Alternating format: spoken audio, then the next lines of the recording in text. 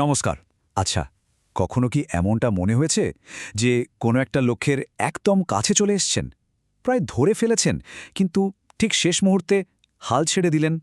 মনে হয় না যেন একটা অদৃশ্য দেওয়াল এসে পথ আটকে দিয়েছে? চলুন আজ আমরা সবাই মিলে সেই দেওয়ালটাকেই ভাঙার চেষ্টা করি। কিন্তু প্রশ্ন হল, কেন এমনটা হয় বলুন তো?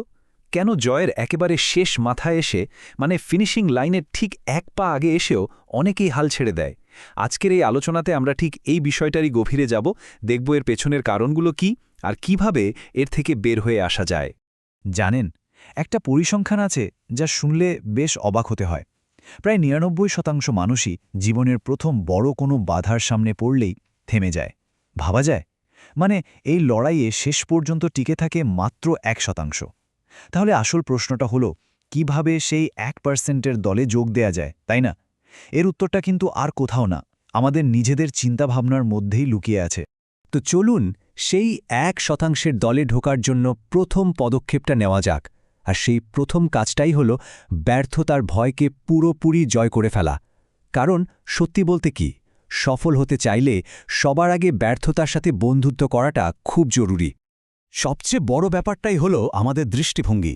দেখুন, ব্যর্থতাকে যদি আমরা একটা শেষ দেয়াল বলে ভাবি, তাহলে তো আমরা সেখানেই থেমে যাব, তাই না? কিন্তু যদি এটাকে একটা সিঁড়ির ধাপ হিসেবে দেখি, তাহলেই কিন্তু পুরো ছবিটা পাল্টে যায়। তখন বোঝা যায় যে প্রতিবার হোঁচট খাওয়ার মানে হলো আমরা আসলে এক ধাপ করে ওপরে উঠছি। ব্যর্থতার আমাদের শেষ ঠিকানা বা মঞ্জিল নয়, ওটা হলো সেই ঠিকানায় পৌঁছানোর রাস্তা। সাফল্যের পথটা কিন্তু অনেকটা এমনই। প্রত্যেকটা ব্যর্থতা থেকে আমরা নতুন কিছু শিখি, অভিজ্ঞতা জমাই আর নিজেকে আগের থেকে আরও অনেক বেশি শক্তিশালী করে তুলি। যারা জেতে তারা কিন্তু এই প্রক্রিয়াটাকে ভয় পায় না। তারা খুব ভালো করেই জানে যে এই সিঁড়িটা বেয়েই একদিন স্বপ্নের চূড়ায় পৌঁছানো যাবে। এই কথাটা একবার মন দিয়ে ভাবুন তো। জীবনে হোঁচট আমরা সবাই খাই, তাই না? এটা তো খেলারই একটা নিয়ম। কিন্তু আসল হার কখন হয় জানেন? যখন আমরা পড়ে গিয়ে আর ওঠার চেষ্টাই করি না, মাটিতেই থেকে যাওয়ার সিদ্ধান্ত নিই। মনে রাখবেন, ওই উঠে দাঁড়ানোর চেষ্টা করাটাই কিন্তু জয়ের প্রথম চিহ্ন।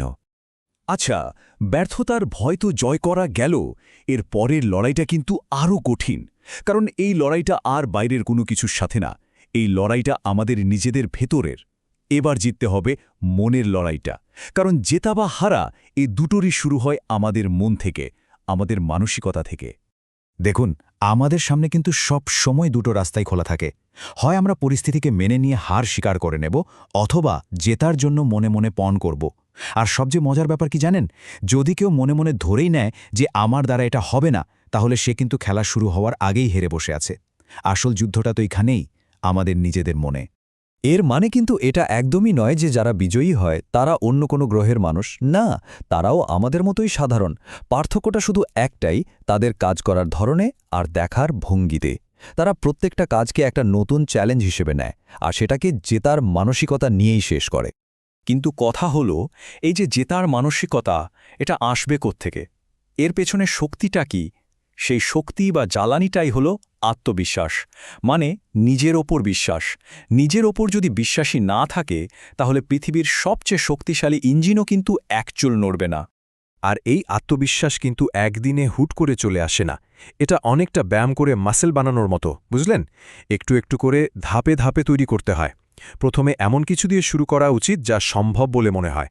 তারপর একটার পর একটা ছোট ছোট জয় যখন আসতে থাকবে, তখন আত্মবিশ্বাসটাও বাড়তে থাকবে।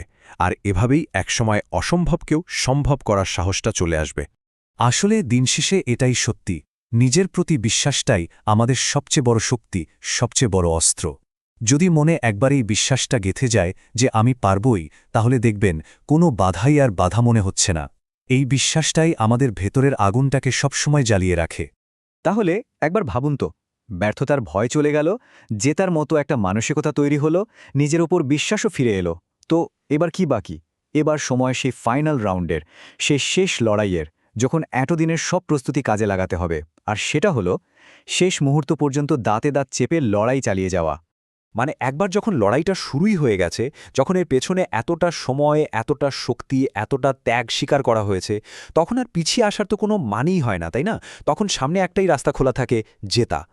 আর এটাই হলো সেই শেষ প্রতিজ্ঞা যা পাহাড়কেও রাস্তা করে দিতে বাধ্য করে। নিজের কাছে করা এই একটা জেদ যে লক্ষ্য পূরণ না হওয়া পর্যন্ত আমি থামব না, যতক্ষণ না ভাঙব ততক্ষণ ছাড়ব না, এই একটা ভাবনাই কিন্তু সাধারণ আর অসাধারণের মধ্যে আসল পার্থক্যটা গড়ে দেয়।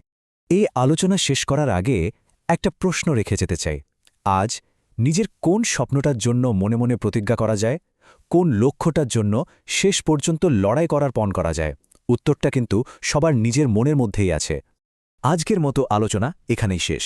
যদি এই কথাগুলো একটু ভাবনার খোরাক জুগিয়ে থাকে তাহলে আমাদের উৎসাহিত করতে ভুলবেন না।